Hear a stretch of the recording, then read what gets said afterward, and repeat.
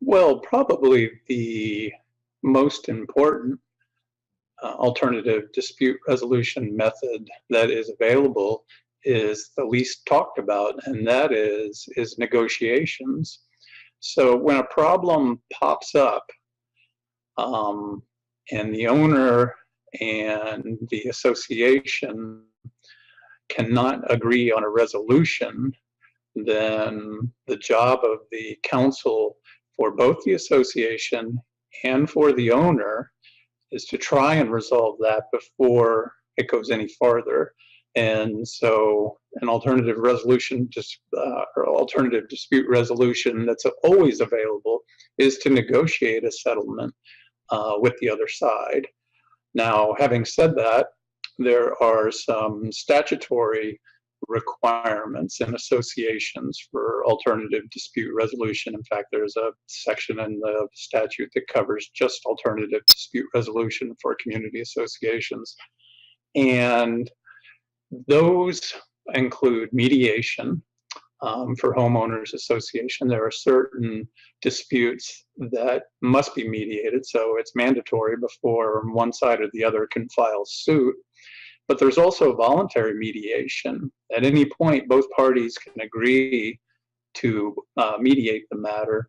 And mediation, for those that don't know, is when you have a third party, a disinterested party, that is trained to try and bring parties together to a resolution, and they try and work out a settlement where the parties can't do so just between themselves.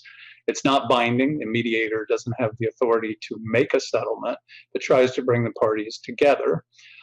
Also, too, even if you have a situation where there's not voluntary mediation and the parties don't agree to mediation, a judge, once the matter is filed in court and a lawsuit's filed, a judge certainly has the authority to say, you know what, you guys need to go mediate this before this case comes any farther and see if you can work it out. The other alternative dispute resolution method that's out there is arbitration.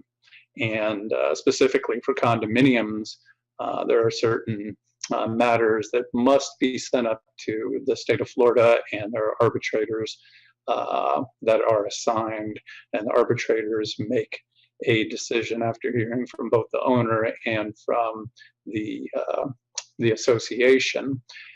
Typically, the decision of the arbitrator, which is a person that does have authority to actually make a decision, the decision usually is non-binding. However, after a period of time elapses, if the losing party in the arbitration does not file suit, then that arbitration decision becomes binding. Now, most people, we talked about voluntary participation in mediation. Most people do not voluntarily participate in arbitration. That usually has to be done by statute.